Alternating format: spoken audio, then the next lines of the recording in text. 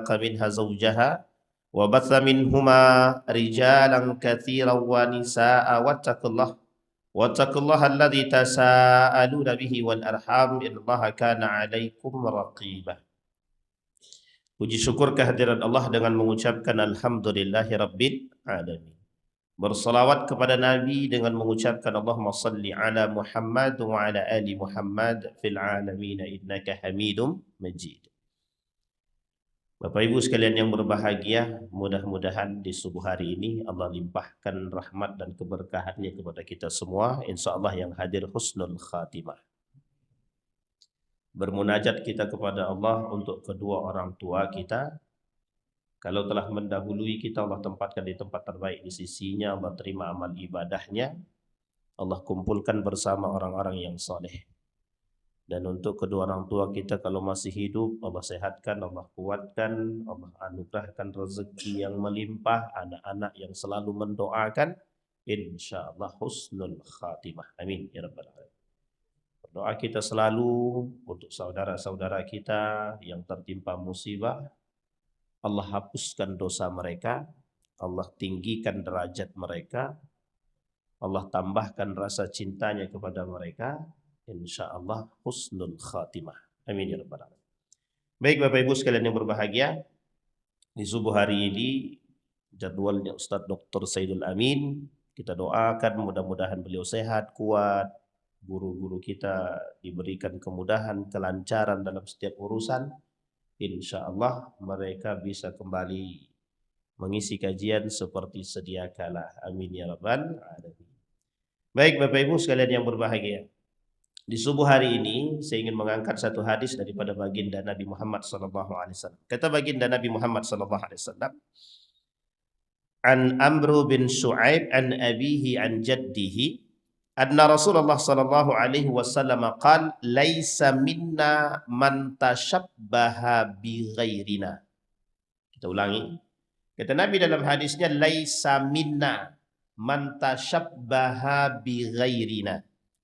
La tashabbahu bil yahudi wala bin nasara fa inna taslimal yahud al isharatu bil asabi' wa tasliman nasara al isharatu bil akuf. Kata Nabi dalam hadis ini, bukan dari golongan kami orang-orang yang menyerupai selain daripada Nabi Muhammad sallallahu alaihi wasallam. Bahasa sederhananya, kata Nabi, bukan dari golongan kami orang-orang yang mengikuti perbuatan-perbuatan yang tidak sesuai yang dibuat oleh baginda Nabi Muhammad SAW dan para sahabat, para tabi'in, para tabi'in, para alim ulama. Kata Nabi, laisa minna. Para ulama mencoba mentafsirkan makna laisa minna. Apa sih artinya laisa minna itu, kata para ulama? Kata para ulama tafsir itu, laisa minna itu artinya dua. Yang pertama, laisa minna bukan dari golongan kami itu artinya yang pertama adalah orang kafir. Jadi ada orang kafir yang tidak masuk dalam golongan baginda Nabi. Ya karena dia kekafiran dia. Karena kekafirannya dia tidak masuk. Tapi ada yang kedua, orang muslim tapi tidak dianggap oleh Nabi. Nah, itu dia yang paling berat tuh di situ. Kalau kita dalam doa kadang kita berdoa, ya Allah, Allahumma salli ala Muhammad wa ala ali Muhammad. Setiap orang yang berdoa selalu didahului dengan istighfar dan sholawat biar mudah doanya dikabulkan. Itu salah satu syarat dikabulkannya doa, harus ada sholawatnya. Kata Nabi dalam hadisnya begitu. Masalahnya, ada orang, kata Nabi, bukan dari golonganku, kata Nabi. Dia ada 40 hadis lebih itu yang berbicara tentang laisa minna, bukan dari golongan kami. Kalau orang kafir kita tidak ada masalah. Karena memang dia karena kekufurannya, kata Nabi, memang mereka bukan dari golongan kita. Karena dia kufur, kafir. Di dalam Al-Quran, kalimat kafir itu diperuntukkan 3. Secara garis besar 2. Tapi bisa disebut 3 di situ. Di dalam Al-Quran. Yang pertama orang kafir yang disebut oleh Allah di dalam Al-Quran, yang pertama adalah Yahudi. Yang kedua Nasrani. Ini boleh dikaji dalam ilmu Al-Quran. Para ulama-ulama tafsir boleh, yang pakar-pakar Al-Quran silahkan. Kemana arah daripada kalimat kafir itu diperuntukkan oleh Allah. Ini juga menjadi alasan oleh sebagian kalangan. Dulu Bapak Ibu pernah dengar ya, tidak ada istilah kafir, yang ada non-muslim, betul nggak? Pernah dengar kalimat itu? Itu adalah kalimat-kalimat merusak itu. Tapi satu sisi yang lain kita lihat di dalam Al-Quran. Kalimat kafir itu diperuntukkan 2, Yahudi, Nasrani. Yahudi, Nasrani, dan yang ketiga ada namanya Kuffarul Quraisy, orang-orang kafir min kibalil Quraisy, dari orang-orang Quraisy. Orang Yahudi percaya enggak sama Allah? Percaya Pak? Yahudi. Karena nenek moyangnya begitu, ajaran nenek moyangnya, cuman enggak percaya sama Muhammad. Mereka masih percaya Tuhan yang satu itu masih percaya. Tapi dia tak percaya kepada Muhammad. Kenapa tak percaya kepada Muhammad? Gengsi. Tahu Bapak Ibu gengsi kan? Muhammad bukan dari golongan Yahudi. Laisa min Bani Israel, kata dia. Jadi dikiranya Nabi Muhammad itu bukan dari golongan Bani Israel. Jadi kata Yahudi dari Bani Israel, Nasrani dari Bani Israel. Sehingga kata mereka Muhammad bukan dari golongan Bani Israel dan bukan dari orang Yahudi. Makanya mereka nggak mau tunduk dan patuh kepada Nabi Muhammad. Cuma di era Madinah mereka masuk Islam. Setelah wafat murtad. Itu poin pentingnya di situ. Jadi kalau kita melihat sejarah sirah Nabawiyah, terlalu jauh kalau sirah Nabawiyah, ambil fatrahnya yang di Madinah dalam sejarah perpolitikan di Madinah. Oh itu kencang banget, itu kelihatan itu di situ dalam sejarahnya itu. Bahwa orang-orang kafir itu ada 3 di situ. Kalau Nabi di Mekah itu musuhnya cuma 1, orang-orang kafir Quraisy. Yahudi tidak berkuasa, Nasrani biasa aja. Karena tidak punya kekuasaan. Yang kaya, yang kuat itu orang-orang Quraisy asli, pribumi. Jadi Yahudi nggak bisa berkuasa dia kalau dia di Mekah itu. Begitu juga Nasrani. Tapi ketika di Madinah musuh Nabi 3. Musuh Nabi 3. 1 orang-orang Yahudi. Yang kedua orang Nasrani. Siapa yang tahu 1 lagi musuh Nabi di Madinah? Siapa Pak? 1 lagi. Munafik. Coba. Yang paling berat di antara 3 nih. Yang 1 nih Yahudi ini diusir sama Nabi. Yang Nasrani ketika Nabi mengusir, yang Nasrani tidak bisa berkutik dia. Udahlah kita tidak usah banyak tingkah di sini daripada kena usir juga. Diusir oleh Nabi, mereka pergi ke 2 tempat. 1 Tabuk, yang satunya lagi Khaybar. Nanti ada namanya istilah perang Khaybar, perang Tabuk. Ghazwatu Tabuk wa Ghazwatul Khaybar. Ada sejarah perang Khaybar, ada sejarah perang Itu isinya orang Yahudi aja. Untuk menunjukkan kekuatan yang di Tabuk dan begitu juga yang di Khaybar. Jadi kalau Bapak Ibu berangkat umrah, sesekali pergi ke Khaybar itu. Nanti ada benteng-benteng yang disisakan.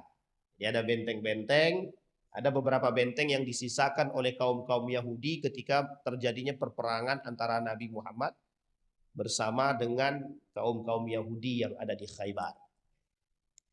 Yang kedua, selain dari Yahudi ada namanya Nasrani. Juga kafir disebut di dalam Al-Quran. Nasrani yang disebut di dalam Al-Quran itu bukan Kristen yang sekarang, bukan. Karena kalau kita merujuk kepada sejarah, Nasrani ketika itu, yang disebut Nasrani ketika itu, min Bani Israel. Juga dari kalangan Bani Israel. Jadi nanti dari Bani Israel itu mulai dari Nabi Ya'qub alaihissalam, Nabi Ya'qub alaihissalam. Nah, setelah Nabi Ya'qub turun. Setelah Nabi Ya'qub siapa lagi? Nabi Yusuf alaihissalam. Dari turunan Nabi Yakub ke bawah sampai Nabi Isa alaihissalam. Di situ sudah ada berapa agama? Agamanya cuma satu. Kitabnya ada berapa di situ? Jalurnya sama. Nabi Isa ini oleh kaum Nasrani yang dipandang sebagai tokoh ternamanya Nasrani adalah Nabi Isa alaihissalam. Makanya orang-orang, mohon maaf ya, teman-teman Kristen itu percaya di akhir zaman itu turunnya Isa itu mereka percaya. Kalau kita umat Muslim, Imam Mahdi, kemudian Isa alaihissalam. Dalam sejarah, dalam aturan hari kiamat, 10 tanda besar hari kiamat. Yang satu nanti turunnya Imam Mahdi, begitu juga Isa alaihissalam. Nasrani percaya kalau ada turunnya Nabi Isa itu. Percaya deh. Itu Nasrani. Yang kedua, Yahudi percaya dia kalau ada Imam Mahdi tapi dengan versi yang berbeda. Syiah percaya ada Imam Mahdi. Jadi ada beberapa agama yang percaya akan turunnya orang-orang tertentu, tokoh-tokoh pembesar di akhir zaman. Yang oleh Islam dipercaya Imam Mahdi dan Isa alaihissalam. Dan Dajjal juga dipahami oleh mereka. Kembali kepada poin Nasrani. Nah, Nasrani tadi oleh mereka di dalam Al-Quran itu tidak diperuntukkan untuk Kristen sebenarnya. Karena nanti perbedaannya jauh sekali, Pak. Antara Nasrani yang dimaksud kita hari ini adalah Kristen itu jauh sekali bedanya. Jauh banget. Pasca Isa itu diangkat oleh Allah. Setelah Isa itu diangkat oleh Allah. Itu fatrahnya jauh. Jauh sekali fatrahnya. Sampai harus berubah menjadi Tuhan yang sekarang itu bagi mereka. Itu berbeda sekali. Jauh banget. Nasrani. Yang ketiga ada namanya Kufarul Quraisy. Inilah musuhnya Nabi yang di Mekah. Namanya orang-orang kafir Quraisy. Orang-orang kafir Quraisy ini kenapa juga mendapat julukan kafir? Arti kafir itu kan menutupi diri. Kafir itu artinya koper. Ini namanya kafar. Kafir bahasa Arabnya kafar. Menutupi. Sehingga orang-orang kafir itu dilabeli kafir. Dalam surat khusus untuk mereka. Qul ya ayyuhal kafirun. Hei orang-orang yang sedang menutupi diri. Yang mereka tutupi. Apa artinya kafir situ menutupi diri? Menutupi diri dari apa? Kebenaran. Ini ceritanya, Pak. Jadi ketika mereka menutupi diri mereka dari kebenaran, disitulah Allah labeli mereka sebagai kafir. Pertanyaannya adalah, mereka percaya enggak bahwa Allah itu satu? Orang kafir Quraisy ini percaya. Sekarang kita lihat, Pak, di mana letaknya kok bisa mereka percaya kepada Allah yang satu itu? Kita lihat. Abu Jahal, Abu Sufyan, dan kawannya Abu Sufyan pernah ngintip Nabi sedang baca Quran. Diintip, Pak, Nabi baca Quran tuh diintipin tuh. Beberapa malam. Konon katanya ada yang mengatakan sampai 1 pekan. Ada yang mengatakan 5 hari. Ngintip. Ketika mereka sedang mendengarkan Nabi, kedua-duanya selalu bertemu. Kata Abu Jahal, ngapain kalian di sini? Kata Abu Jahal. Nah, Abu Sufyan bilang, ente juga ngapain di sini? Gitu. Ternyata sama-sama nih, Pak, sama-sama. Kata Abu Jahal, jangan sampai ada yang tahu kalau kita ke sini. Udah, ini cukup yang sekali dan terakhir. Sampai 3 kali, Pak, mereka ngintil sampai 3 kali. Dalam riwayat yang lain sampai dibilang sampai 5 kali sampai 7 kali. Apa kata Abu Sufyan sama kawannya? Ditanya sama Abu Sufyan kepada kawannya, menurut ente yang dibaca sama Muhammad ini benar atau salah? Yang dibawa oleh Muhammad ini benar apa salah? Dijawab, Pak, sama kawan Abu Sufyan, menurut aku betul, katanya. Menurut aku benar. Sama tuh, Pak, sepakat Abu Sufyan sama kawannya itu. Benar. Besok kita tanya sama Abu Jahal, betul nggak? Bagaimana pandangan Abu Jahal itu? Datang mereka ke rumah Abu Jahal, Pak, ditanya, ya Abu Jahal, menurut ente bagaimana apa yang dibaca dan dibawa oleh Muhammad itu? Jawab sama Abu Jahal, Pak, dengan jujur. Wallahi, gitu. Yang dibawa oleh Muhammad itu betul-betul benar. Gitu. Cuma ditanya sama Abu Jahal, loh kenapa ente nggak mau masuk? Login. Kalau bahasa sekarang kan, kenapa ente nggak login kan begitu? Kenapa ente nggak masuk? Gitu. Dijawab sama Abu Jahal. Gengsi bro. Dari kalangan Muhammad ada dari kalangan Muhammad, dari orang-orang kabilahnya Muhammad ada nabi. Sementara dari kabilah kami yang termasuk besar juga nggak ada nabi.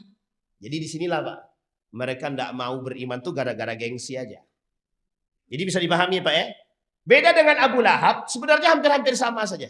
Gengsi. Gengsi untuk menerima kebenaran. Nah manusia sekarang banyak begitu. Manusia-manusia sekarang ini gengsi untuk menerima kebenaran. Seolah-olah dengan apa yang dia buat udah berasa benar sekali. Jadi mereka terkongkong dan terpaku dalam pemahaman yang begitu sempit. Nah Bapak Ibu kita kembalikan kepada hadis yang tadi. Jadi 3. Yahudi, Nasrani, kemudian kafir Quraisy. Kata Nabi itu yang disebut, kata Allah dalam Al-Quran oleh sebagian ulama tafsir mengatakan itu yang disebut dengan kafir. Nah sisanya Allah sebutkan dalam Al-Quran musyrikun. Siapa namanya Bapak Ibu? Nah sekarang pertanyaannya siapa musyrikun itu? Yang menyembah selain daripada Allah.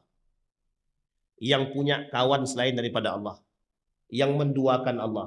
Yang menyekutukan Allah sama itu. Yang menjadikan Allah punya sahabat yang lain. Makanya Bapak Ibu sekalian yang berbahagia. Orang-orang Muslim dia. Tapi masih percaya sama yang lain. Juga disebut dengan musyrik. Contoh. Di Riau ini ada. Jadi ada istilahnya sinkritisme. Tahu Bapak Ibu sinkritisme? Memadukan agama.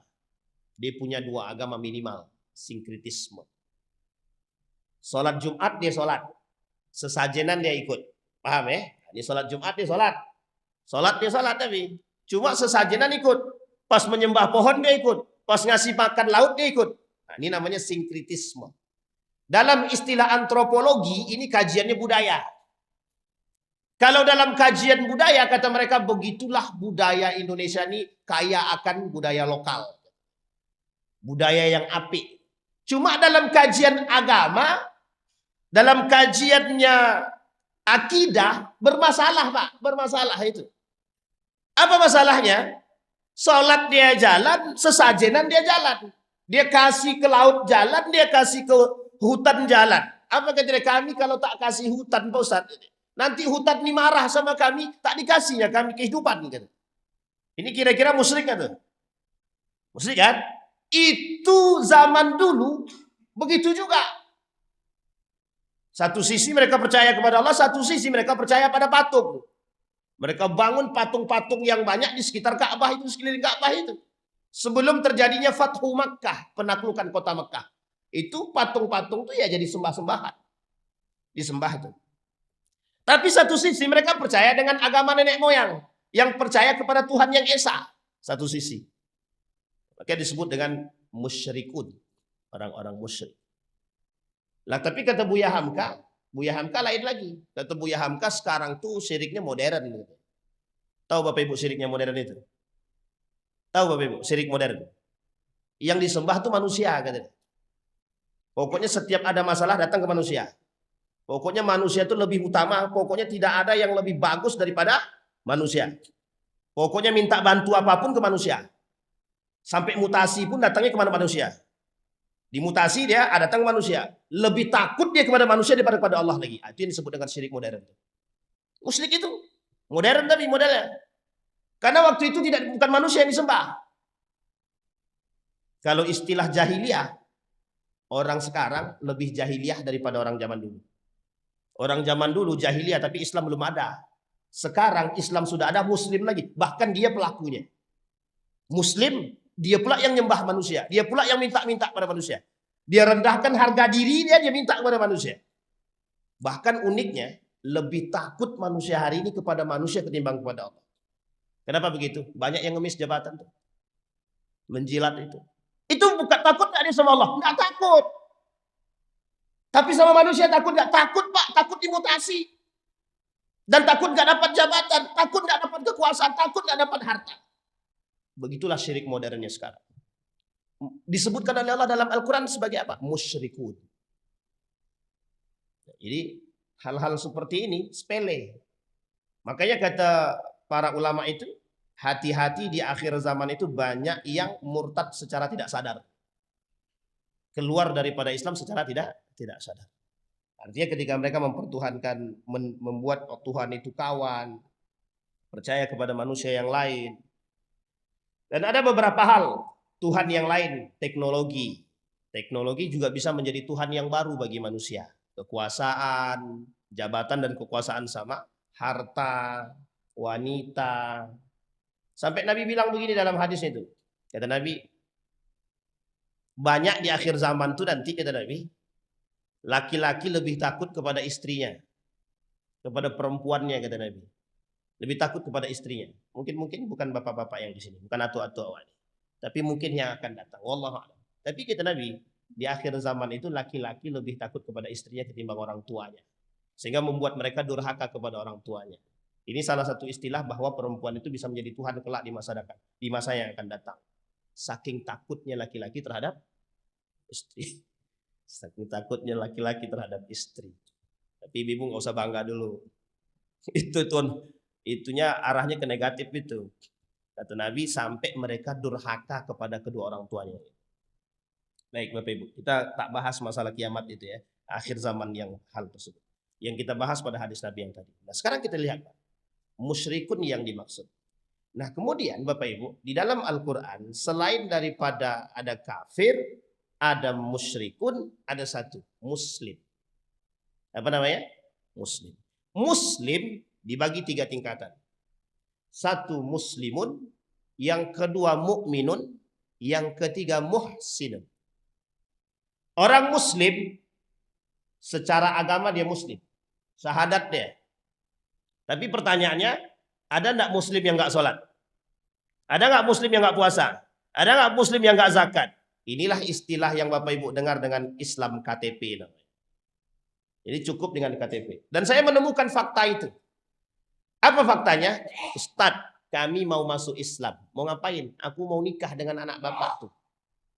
Jadi dia masuk Islam cuma mau nikah dengan anak bapak itu. Masalah sholat, masalah ngaji, ntar dulu. Yang penting kami muslim dulu Ustadz. Yang penting dapat anak itu. Yang kedua, muslim karena pengen cari kerjaan. Dia sengaja masuk Islam biar bisa mendapatkan pekerjaan. Karena di negara Republik Indonesia ini khususnya, orang-orang muslim itu menurut mereka itu mudah cari kerjaan. Artinya karena sama-sama muslim. Kalau dia non muslim, otomatis sebagian umat muslim yang punya lapangan pekerjaan, dia masih mikir nih untuk mau ngambil non muslim kan. Itu bedanya dengan orang-orang sebelah gitu. Kalau orang-orang Nasrani itu mereka kadang masih mau, kayak Cina-Cina itu masih mau dia menerima karyawan-karyawan muslim, cuma nggak dikasih tempat untuk sholat itu. Sebagian juga ada yang begitu itu, sebagian. Nggak tahu sebagian besar apa sebagian kecil kan begitu. Tapi begitulah kalau kita berbicara itu. Nah, ada muslim. Muslim ada yang muslim, ada yang mukmin, ada yang muhsin. Sekarang kita lihat Pak muslim. Muslim ini itu mereka tidak sholat, ada yang tidak sholat, ada yang nggak puasa, ada yang nggak zakat. Gitu. Tapi mereka ngaku Islam. Sekarang saya tanya, rukun Islam itu ada berapa? Ada berapa Bapak Ibu? 5. Rukun iman? Baik. Zakat masuk rukun apa? Sekarang yang tak bayar zakat berarti muslim apa tak muslim deh?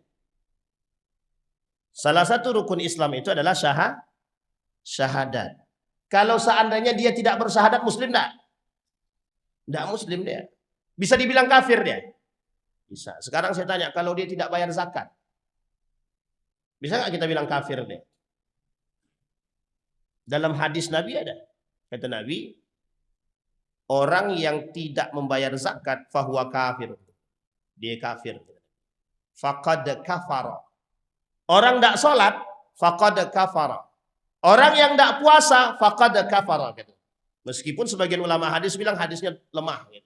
Di antara 3 nih, puasa, zakat, sholat, ulama sepakat pada nomor 1. Pada yang sholat. Kata para ulama, meskipun hadisnya ada. Memang lemah hadisnya. Pertanyaannya hadis lemah ini bisa nggak dipakai? Boleh, kata Imam Ibnu Qayyim, kata Imam Ibnu Hajar Al-Asqalani. Boleh. Cuma nggak boleh dijadikan alasan kan? Jadi alasan nggak boleh. Tapi pertanyaannya adalah, mengapa orang ketika tidak bayar zakat, ketika dia tidak puasa, kenapa ancamannya itu tidak sengeri ketika dia meninggalkan syahadat, ketika meninggalkan salat, ketika melakukan perbuatan riba, mereka nggak takut. Ya karena ancamannya tidak separah itu, bukan karena yang nyampainya nggak nyampe begitu. Sesekali perlu ditakuti, perlu banget Pak. Umat muslim sekarang ini perlu ditakutin. Sedangkan yang bencana datang aja nggak takut, apalagi nggak ditakut-takutin. Begitulah umat muslim sekarang. Parahnya manusia sekarang, umat muslim sekarang begitu. Maka kata Nabi, kalaulah dia sebagai seorang muslim, harusnya kan dia mukmin. Karena dia tahu orang dia masuk Islam itu syahadatnya bunyinya jelas. Asyhadu an la ilaha illallah wa asyhadu anna Muhammadar Rasulullah. Berarti dia percaya kepada Allah. Disinilah oleh para ulama dikatakan tergantung pada lisannya dan hati. Dia ngucapin syahadat pakai lisan atau pakai hati? Kalau pakai hati doang Ustaz kan nggak nampak Ustaz. Anggaplah pakai lisan. Tapi kan belum tentu hatinya Ustaz. Itu dia masalahnya. Makanya ada orang muslim tidak sholat dia. Tapi Nabi bilang Pak, al-ahdu bainana wa bainahu tarikus shalah. Perbedaan kita dengan orang kafir apa kata Nabi? Cuma satu kan, meninggalkan sholat. Tapi kata Nabi dalam riwayat yang lain, pondasi Islam itu 3. Pondasi Islam itu 3. 1, syahadat. Yang kedua, sholat. Yang ketiga, zakat. Faman taraka wahidatan minhunna kata Nabi, faqad kafara. Yang meninggalkan salah satu di antaranya kafir kata Nabi. Kayaknya ini berat Pak. Nah sekarang itu muslim. Ada yang Islamnya KTP. Kalau Islamnya KTP, berarti kita bisa paham Pak. Di antara mereka nih bisa muncul orang-orang yang munafik. Bisa munafik, bisa musyrik, bisa fasik. Muslim. Mungkin enggak muncul kaum musyrikun dari kalangan muslimun? Mungkin enggak muncul orang-orang musyrik dari kalangan orang-orang muslim? Sangat mungkin sekali. Yang tadi kita katakan. Yang kedua, mungkin tidak ada orang munafik di tengah umat muslim. Jangankan di tengah umat muslim. Di masa Nabi 40 Pak dikantongi oleh Huzaifah ibn Yaman. 40 dikantongi oleh Huzaifah ibn Yaman nama kaum-kaum munafik, nama orang-orang munafik. Sampai Umar bin Khattab bilang begini sama Huzaifah. Huzaifah, nama gua ada nggak? Kata Umar bin Khattab. Kata Huzaifah, tersenyum aja dia. Sampai mati dia, sampai wafat Huzaifah ibn Yaman tidak disebutkan 40 tersebut. Karena memang janjinya sama Nabi jangan disebutin. 40 orang. Musuh Nabi yang paling berat di Madinah itu siapa? Bukan Yahudi, bukan Nasrani. Justru musuh Nabi yang paling berat adalah munafik. Yang membuat ulah. Siapa salah satunya? Abdullah bin Ubay bin Salul. Ada namanya Abu Ubaid bin Salul. Abu Abdullah bin Ubay bin Salul. Coba bayangkan. Madinah yang kita sebut sebagai kota Madani, lahir manusia munafik di situ. Pertama kali dalam sejarah muncul orang-orang munafik di Madinah. Pertanyaannya musuh Nabi. Munafik dia. Muslim gak dia? Muslim. Yang membuat fitnah terhadap Siti Aisyah, dia. Sekarang pertanyaan kita adalah, kita kembalikan, itu zaman Nabi masih hidup. Sekarang kita lihat, banyak enggak orang munafik sekarang? Banyak enggak orang munafik sekarang? Sampai Nabi bilang dalam hadisnya sahih kata Nabi. Kata Nabi, inna min ba'di ummati munafiqun. Atau kata Nabi, inna munafiqu ummati qurra'un. Kata Nabi, kelak di akhir zaman itu ada orang-orang munafik dari golongan umatku, kata Nabi. Siapa mereka? Qurra. Tahu Bapak Ibu qurra nih? Mengerti Al-Quran, paham Al-Quran, hafal Al-Quran, bisa baca Quran. Imam Nawawi bilang dalam kitabnya Al-Adab fi Hamalatil Quran. Saat Tibyan fi Adab Hamalatil Quran. Sama Pak, begitu juga dinukil. Justru yang munafik itu adalah banyak orang-orang yang juga bukan banyak, tapi sebagian juga di antara mereka adalah paham Al-Quran. Ini saya tak singgung siapa-siapa. Saya singgung setiap manusia yang sadar. Hati-hati. Kita nih bisa terjerumus dalam kemunafikan. Apa kata Dr. Ed Al-Qarni? 30 tanda orang munafik. Bukan 3, 30 tanda orang munafik itu. Munafik itu ada dua. Ada munafik kecil, ada munafik besar. Pernah Bapak Ibu tahu? Munafik kecil, munafik besar. Munafik kecil itu yang melakukan sifat yang tiga. Kalau dia berbicara, dia dusta. Kalau dia berjanji, dia ngingkarin. Kalau dikasih amanah, tiga ini dasar Pak, meskipun dianggap kecil, tapi pertama kali dasar penyebab. Yang membuat manusia bisa menjadi lebih munafik lagi. Satu, kalau sholat dia main-main. Wa idza qamu ila salati qamu kusala. Itu yang bilang siapa? Allah. Orang munafik sholatnya main-main. Ada lagi Nabi bilang, ada orang yang suka sholat di akhir waktu. Munafik juga kata Nabi. Tapi jangan digeneralisir. Orang yang sholat di akhir waktu yang dibilang munafik ini, orang yang suka mempermainkan sholat, memang suka menunda-nunda waktu sholat. Nah, ini munafik tuh munafik. Dipahami oleh para ulama yang disebut dengan akhir setengah jam sebelum masuk waktu yang lain. Paling tidak setengah jam. Itu paling sedikit. Jadi setengah jam sebelum masuk asar baru dia sholat zuhur. Sebelum itu ngapain dia? Main HP. Munafik berarti dia itu. Tapi jangan pula pas bapak tengok, oi munafik, kok main HP sekarang? Tidak boleh. Jangan pula kita bilang orang itu munafik langsung, tak boleh. Nah, itu etika dalam Islam. Oh, ini orang-orang munafik nih yang sholatnya terlambat-terlambat nih. Tidak bisa juga. Kita harus paham asbabnya juga. Bisa dipahami Bapak Ibu. Nah sekarang yang ingin kita bahas itu Bapak Ibu. Pada poin aspek munafik ini. Kata Nabi, laisa minna, tidak bukan dari golongan man tasyabbaha bi ghairina. Bukan dari golongan kami ada orang-orang yang menyerupai perbuatan-perbuatan yang tidak sesuai dengan kami kata Nabi. Ini saya spesifikin langsung Pak. Langsung saya tuju tempatnya langsung. Ini bentar lagi.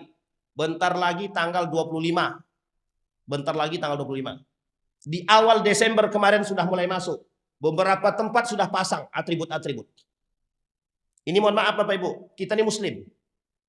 Fatwa Majelis Ulama Indonesia haram umat muslim mengikuti perayaan Natal. Haram.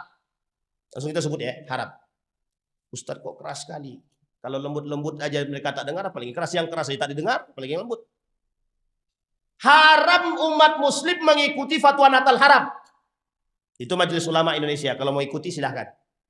Pertanyaannya bukan di situ. Pertanyaannya adalah umat muslim yang mengikuti tradisi-tradisi Yahudi dan Nasrani itu dipanggil apa? Nifak, munafik.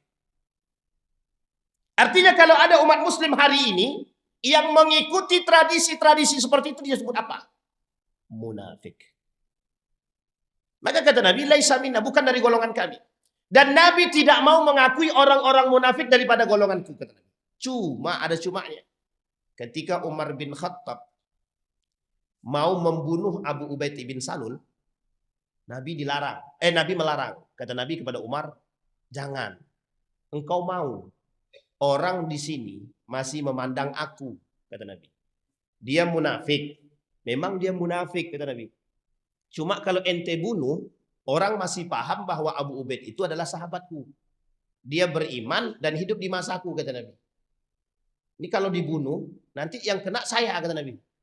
Bahwa Muhammad membunuh sahabatnya. Gitu. Maka dilarang Pak sama Nabi, Umar bin Khattab untuk membunuh orang munafik itu. Abu Ubaid bin Salul.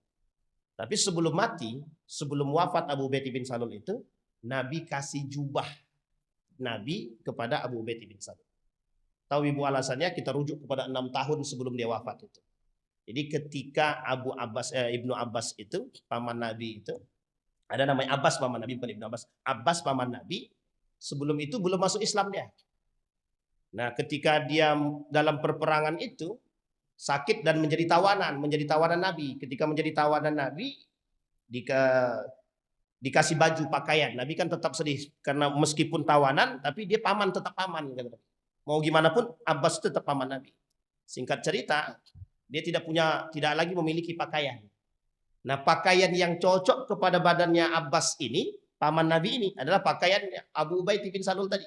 Maka dipinjamkanlah, dikasih oleh Abu Ubaid bin Salul baju tadi, jubah tadi untuk dipakaikan kepada Abbas melalui baginda Nabi Muhammad SAW. Satu-satunya kebaikan Abu Ubaid bin Salul kepada Nabi, satu-satunya. Itu orang munafik tadi. Makanya di akhir sebelum dia wafat dikasih oleh Nabi baju. Karena nanti sebagai pengganti baju yang pernah dia kasih kepada kepada Abbas. Itu orang munafik, Pak. Nah, posisinya, Pak, mohon maaf ya Bapak Ibu ya, Natal ini berbarengan dengan tahun baru. Tak lama kemudian tahun baru. Yang ingin saya ingatkan kepada kita adalah banyak tradisi-tradisi jahiliyah yang diikuti oleh umat muslim.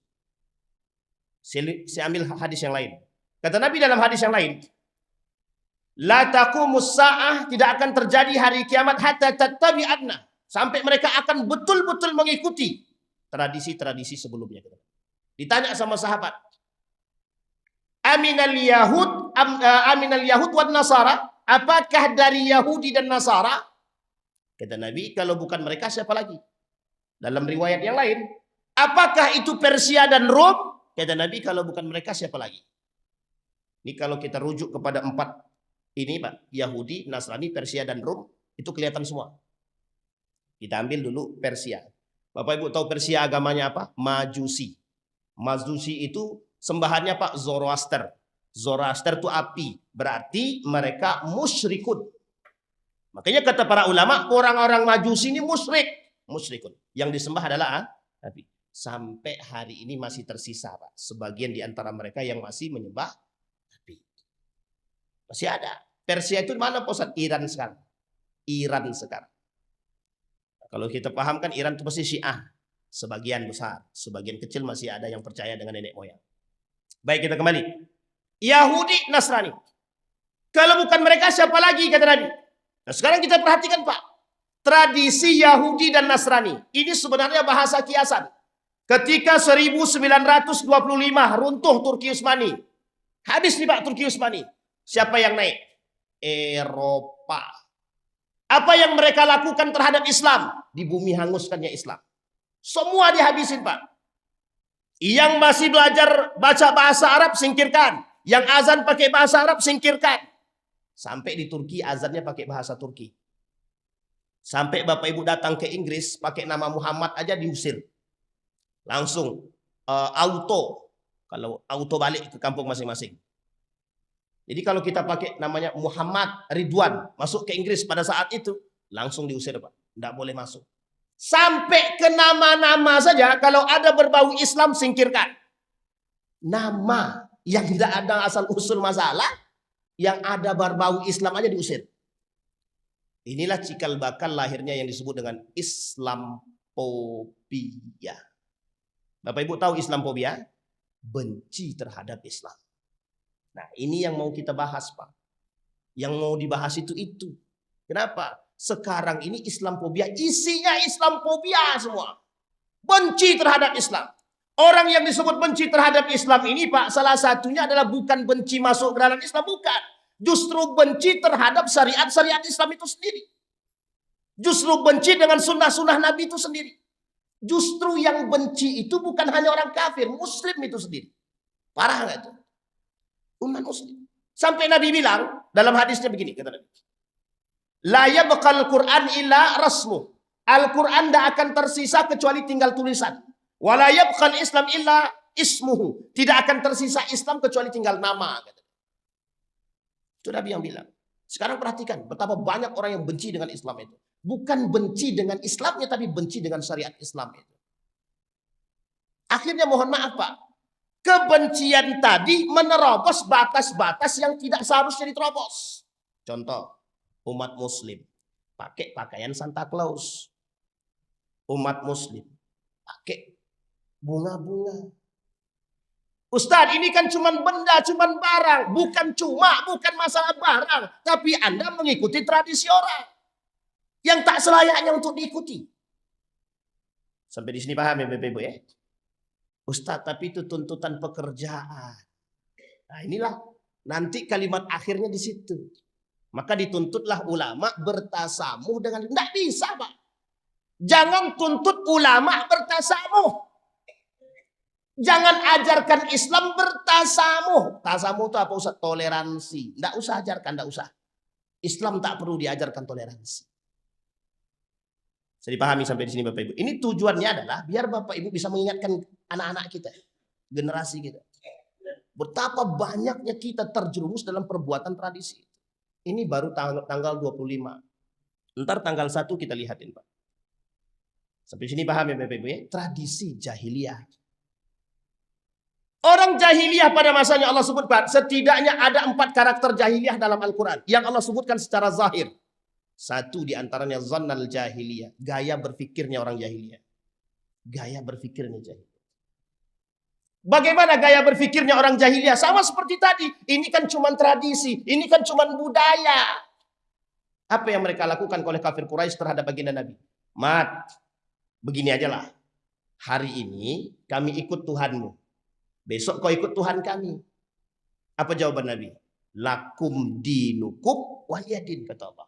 Allah kata sama Nabi, Nabi suruh sebut itu. Ini asal usul turunnya ayat surah Al-Kafirun tadi. Lakum dinukum waliyadin. Ini diterjemahkan dulu, dimaknakan lebih paham lagi. Artinya, Anda kalau memang Anda tidak bisa menjadi muslim sejati, setidaknya Anda jangan ikutan agama lain. Ini sudah tidak muslim sejati mengikuti tradisi yang lain. Ini kan cuma tradisi. Sedang tradisi Islam aja nggak pernah ente ikutin. Apalagi tradisi orang kok malah diikuti. Kadang kita berpakaian Pak. Pakaian bangga kita. Astagfirullah. Maka Pak, perdebatan ini tahunan. Perdebatan ini tahunan. Di kalangan Majelis Ulama Indonesia. Sampai banyak orang yang mau menggugat fatwa ini. Cabut fatwa ini, cabut. Begitu. Yang minta dicabut umat muslim juga. Pertanyaannya itu sakit apa tidak sakit itu umat muslim yang minta dicabut fatwa itu. Sampai di sini bisa dipahami Bapak Ibu. Baik. Artinya Bapak Ibu, kata Nabi, jangan kata Nabi, la tattabi'anna sunnana man kana qablakum. Betul-betul sungguh mereka kelak di akhir zaman, kata Nabi, betul-betul akan mengikuti tradisi-tradisi orang-orang jahiliyah terdahulu. Itu betul. Dan hari ini sudah kita buktikan banyak sekali orang-orang muslim yang mengikuti tradisi-tradisi seperti itu. Pertanyaannya adalah, Ustaz, itu kan cuma sekedar mengikuti dan bertoleransi. Enggak. Kalau memang itu sekedar toleransi, minta mereka ucapkan syahadat. Syahadat aja. Kan cuma toleransi aja. Bapak cuma tinggal ucapin aja kok, enggak ada masalah. Cuma ngucap, tidak akan ada yang mau Pak, tidak ada yang mau. Sampai mereka bilang sama saya begini, saya punya kawan banyak Pak, dulu saya pernah tinggal di Yogyakarta. Di Yogyakarta itu saya pernah, mohon maaf, pernah berdiskusi dengan salah seorang teolog sekolah teologi Kristen yang ada di Yogyakarta. Saya tanya, ada masalah nggak sama kalian kalau kami nggak mengucapkan selamat Natal? Dijawab sama dia, tidak ada masalah Wan. Tidak ada masalah kami. Mereka tidak masalah, kok kita yang masalah. Kenapa umat-umat muslim itu bermasalah ketika kita tidak mengucapkan selamat Natal kepada mereka? Tapi mengapa mereka mengatakan kami tidak ada masalah? Mereka yang tidak muslim saja, mereka kata tidak ada masalah. Kita umat muslim justru yang mempermasalahkan. Itu yang kita sebut dengan munafik. Umat muslim yang mempermasalahkan hal tersebut munafik. Bapak Ibu, ini kaitannya dengan akidah. Ustaz, ini kan cuma tradisi. Kita kembalikan lagi Pak. Dari sinilah orang-orang, mohon maaf, orientalis itu untuk merusak akidah umat muslim yang kuat ini. Sedikit demi sedikit. Dirongrong sedikit demi sedikit. Berkurang akidahnya, berkurang imannya, berkurang ketaatannya sedikit demi sedikit. Sholatnya rajin tapi terjerumus dalam kemusyrikan. Sholatnya rajin tapi terjerumus dalam kemunafikan. Sholatnya rajin tapi terjerumus dalam kefasikan. Ini yang menjadi masalah Pak. Sehingga dampaknya yang tradisi yang terlalu ditinggikan, yang kita harus bertasamuh dengan hal yang lain.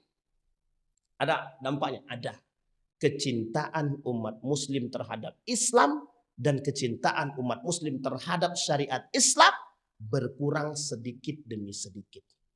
Muncul orang-orang yang merusak Al-Quran, mengencingkan Al-Quran, berjoget di atas Al-Quran, muncul orang-orang yang joget di atas replika Ka'bah, muncul orang-orang yang menghina Allah, muncul orang-orang yang menghina Muhammad dan lain sebagainya. Muncul Pak orang-orang seperti ini. Coba bayangkan, di tengah siapa? Umat muslim. Parahnya lagi, gara-gara tradisi juga yang sesat dan menyesatkan. Ingat ya, tradisi yang salah, dampaknya adalah muncul kelompok-kelompok yang mohon maaf, membawa ajaran yang tak sesuai. Bercampur laki-laki perempuan, muslim dia karena tradisi. Bolehnya foto bareng dengan perempuan begini. Itu tradisi. Mungkin itu yang disebut dengan tradisi. Tradisi bolehkah menerobos batas syariat? Tidak boleh, Pak. Islam apa? Apakah Islam melarang tradisi secara utuh? Tidak. Tradisi yang sejalan dengan syariat Islam, yang tidak menerobos batasan-batasan syariat, tidak dipersoalkan. Lah kalau mohon maaf, kalau bercampur laki-laki perempuan itu tradisi mana? Kajiannya jelas, tapi bercampur laki-laki dan perempuan. Setelah pengajian, cium tangan, hahaha begini. Pertanyaannya adalah, yang rusak siapa? Siapa yang merusak Islam itu siapa? Umat muslim itu sendiri. Baik, itu yang pertama. Artinya kata Nabi, jangan ikuti. Nah yang kedua, bulan Desember ada 2 tradisi setidaknya. Paling sedikit 2 tradisi yang diikuti oleh umat muslim. Yang kedua, perayaan tahun baru. Saya kasih Bapak Ibu nalar logika berpikir yang sehat otaknya. Mohon maaf ya, jangan tersinggung. Datang berombong-rombong manusia ke jalan yang ada di Jalan Sumatera. Di dekat Tugu. Tugu apa namanya? Yaitu Tugu Zapin. Tugu Zapin, di Zapin itu ada laki-laki perempuan. Itu sudah dalam syariat itu sudah salah itu. Oke lah, anggaplah itu untuk edukasi. Kumpul orang rame-rame Pak di situ. Di Tugu Zapin tuh kumpul rame-rame. Menjelang jam 12 malam. Menjelang Pak. Sampai jalan macet. Hotel penuh. Pertanyaannya ngapain? Begini Pak. Ngapain kepalanya begini? Nunggu bom meletus. Ketika sudah selesai bom meletus, puar gitu. Balik ke rumah masing-masing. Coba Bapak Ibu pakai akal nalar sehat. Yang Bapak tengok sama Bapak Ibu tengok itu apa? Mercon Pak. Di mana letak faidah hidupnya? Tidak ada. Di mana letak faidah agama? Tidak ada. Di mana letak tradisinya? Tidak ada. Di mana letak edukasinya? Sama sekali tidak ada. Pembodohan massal. Itu pembodohan massal itu. Dan Bapak Ibu tahu siapa perayaan tahun baru pertama sekali yang melakukan? Paus. Bukan muslim. Tapi pas kajian tahun baru Islam, kajian dalam masjid cuma setengah. Sisanya nggak tahu kemana. Tapi ketika perayaan tahun baru kumpul semua Pak. Uniknya lagi ladang kemaksiatan. Ada laki-laki datang dengan perempuan, nggak tahu istri dia atau istri orang. Bayangkan Pak. Justru kita menyediakan ladang kemaksiatan. Bapak Ibu yang punya anak perempuan dan anak laki-laki, tolong diingatkan. Jangan sampai Bapak Ibu selangkah menuju neraka. Hanya gara-gara bercampur anak Bapak Ibu dengan laki-laki dan perempuan. Bisa dipahami Bapak Ibu ya? Tradisi salaman laki-laki dan perempuan saja. Ikhtilaf para ulama, bahkan banyak yang mengatakan tidak boleh laki-laki perempuan bersalaman. Itu salaman. Gimana kalau duduk bareng? Berhuluan. Ya jelas lebih haram. Sedangkan salaman aja haram. Tapi apakah diperhatikan? Tidak. Kalaulah Melayu ini bersandingkan adat bersandingkan syarak begitu. Pertanyaannya di mana letak syaraknya? Apakah ini tradisi Melayu? Melihat bom meletus itu tradisi Melayu? Saya pernah lakukan Pak. Mungkin tidak semua hotel, tapi beberapa hotel. Kita tanya Pak, penuh Pak hotel itu. Tapi kita kan nggak bisa tanya apakah mereka dalam itu laki-laki perempuan, suami istri apa tidak. Kecuali hotel-hotel syariah. Bisa dipahami Bapak Ibu. Mohon maaf Pak, ladang kemaksiatan itu yang kita maksudkan. Pertanyaannya adalah muncul kelompok yang mengatakan, hei, alergi kau dengan tahun baru. Alergi kau dengan hal-hal begini. Nggak toleran. Nah inilah kalimat akhir yang mereka sampaikan kepada kita. Bahwa kalau ada orang yang membantah tradisi ikut yang tadi Natal, kemudian membantah tahun baru, maka disebutlah orang-orang seperti ini tidak toleran. Tidak apa namanya? Bisa dipahami sampai di sini Bapak Ibu? Pertanyaannya adalah, muslimkah kita? Muslim. Ini yang disebut dengan muslim, mukmin, muhsin. Ada orang muslim belum tentu mukmin. Ada orang mukmin sudah mesti muslim. Ada orang muhsin sudah mesti dia mukmin dan muslim. Tapi ada orang-orang yang dua ini belum tentu muhsin. Ada orang mukmin belum tentu, ada orang muslim belum tentu mukmin dan belum tentu muhsin. Ada orang mukmin sudah mesti muslim tapi belum tentu muhsin. Tapi kalau dia sudah muhsin, dia sudah mencakup Pak. Muslim, mukmin, muhsin. Nah, yang kita butuhkan di akhir zaman adalah dua-duanya Pak, yang terakhir. Mukmin dan muhsin. Jadi muslim yang hakiki. Dalam perkumpulan alumni 212. Dalam perkumpulan alumni 212. Masih ingat betul itu Pak, beliau menyampaikan dalam yang ditulis oleh seorang ulama itu, pernyataan daripada Abu Bakar. Apa kata? Kata Abu Bakar begini, ketika dalam alumni perkumpulan alumni 212. Ya ayyuhalladzina amanu, wahai orang-orang beriman, jadilah muslim kafah. Wala tattabi'u khutuwatis syaitan. Innahu lakum aduwwum mubin. Orang-orang beriman, jadilah muslim yang kafah. Wala tattabi'u khutuwatis syaitan. Jangan kalian ikut khutuwat syaitan, bisikan-bisikan setan.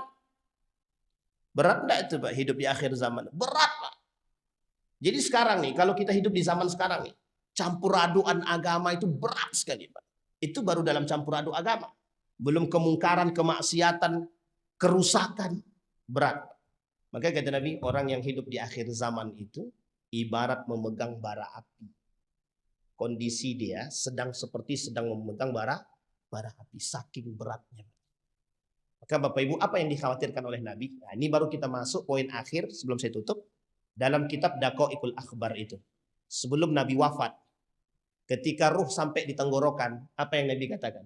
Ummati, ummati, ummati. Bapak Ibu tahu apa alasan Nabi bilang begitu?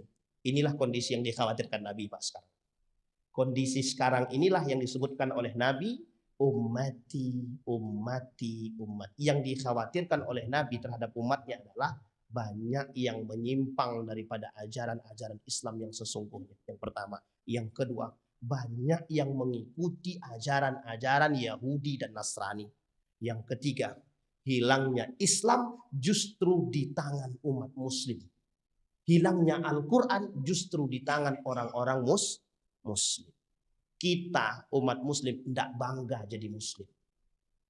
Maka poin terakhir sebelum saya tutup, banggalah menjadi seorang muslim. Banggalah Pak, banggalah menjadi seorang muslim. Erdogan, Fethullah Gulen bisa kuat Turki sekarang. Itu ketika Fathullah Gulen dengan Erdogan itu, apa yang mereka lakukan? Politik identitas. Tahu Bapak Ibu identitas yang dimaksud? Agama. Yang kedua baru budaya. Disatukan oleh Erdogan agama dengan budaya. Jadi kuat Pak. Kemal Atatürk turun tanpa pertumpahan darah. Tapi menyatukan agama. Agama dulu Pak dikembalikan sama mereka, roh itu. Itu yang disebut dengan politik identitas. Sekarang pertanyaannya, boleh nggak kita kembali kepada politik identitas? Wajib. Boleh nggak kita bangga dengan keislaman kita? Wajib. Kalau justru kita nggak bangga dengan keislaman kita, siapa yang akan mengokohkan nilai-nilai agama? Ada yang mengatakan begini, Ustaz, urusan agama itu tidak usah Ustaz pikirkan. Itu sudah Allah jaga. Betul Pak. Tapi Allah kata dalam Al-Quran, in tansurullaha yansurkum. Kalau engkau menolong Allah, mesti engkau Allah tolong. Pertanyaannya siapa? Kita yang menolong Allah itu siapa? Mungkin tidak kita menolong Allah itu?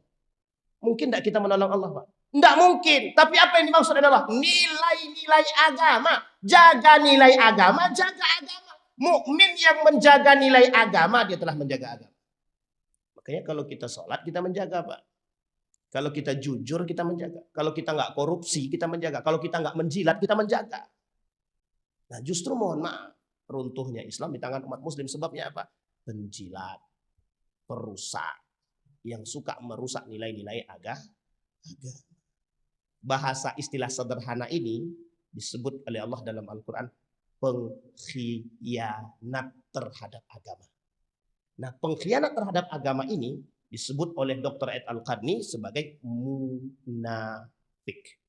Sampai di sini ada pertanyaan Bapak Ibu? Tidak ada, alhamdulillah. Kalau bertanya susah nanti panjang lebar deh Bapak Ibu. Baik. Nah, inilah Bapak Ibu sekalian yang berbahagia. Ini kita menyampaikan di Meskipun ini acara tahunan, jangan sampai tergadaikan akidah kita, jangan sampai tergadaikan keislaman kita, jangan sampai capek-capek beribadah 70 tahun ternyata hanya rusak karena perbuatan yang tidak Allah ridhoi dan terjerumus dalam kekufuran. Saya tak bahas lagi, dia ada hadis kata Nabi ada 6 yang merusak amal ibadah, ada 3 yang menghapus dan lain sebagainya. Tapi di antara sekian banyak itu yang merusak keislaman seseorang itu 1 kata Nabi. Dia ada banyak, ada 10 yang merusak keislaman seseorang itu. 1 di antaranya adalah syirik. Yang kedua kata Nabi syirik kecil.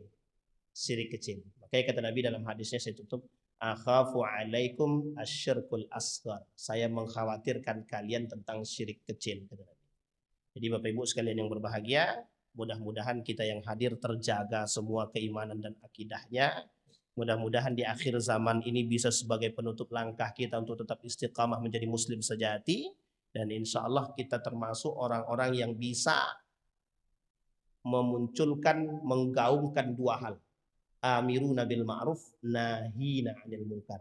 Berbuat baik, memerintahkan orang berbuat baik dan mencegah perbuatan keji dan munkar. Mudah-mudahan ada manfaat. Kita berdoa kepada Allah.